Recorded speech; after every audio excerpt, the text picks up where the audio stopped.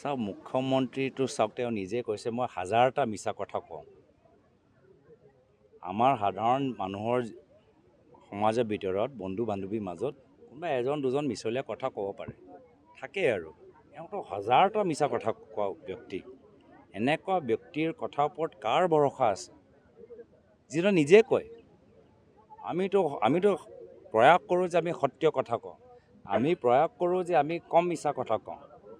তেওঁতো হাজাৰটা ক'বলৈ আৰম্ভ কৰিছে আৰু মানে গৌৰৱো অনুভৱ কৰিছে। এওঁলোকৰ কথাৰ ওপৰত আমাৰ ইমান ক'বলগীয়া নাই। মোৰ এটাহে কথা যে আজিৰ তাৰিখত চাৰিওফালে জনগোষ্ঠী জনজাতিৰ মাটি লৈ এটা আন্দোলন চলি আছে। আজি চাওক, আজি ডিমা চাওক, তেওঁলোকে ইমান হাজাৰ হাজাৰ মাটি অবৈধভাৱে আদানী দিব বিচাৰিছে।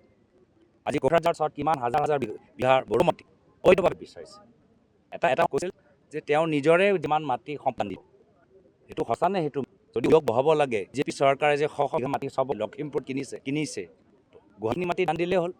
বা মিচিং মানুহৰ মাটি পালে কি উদ্যোগ বহাবলৈ? চব মাটি যদি মামীয়ে কিনিব, আদানীয়ে কিনিব, আম্বানীয়ে কিনিব, মিচিং বড়ো কাৰ্বি ৰাভা ডিমাচা মানুহবোৰ থাকিব ক'ত? আমিতো মাটি অধিকাৰ দিবলৈ বিচাৰোঁ।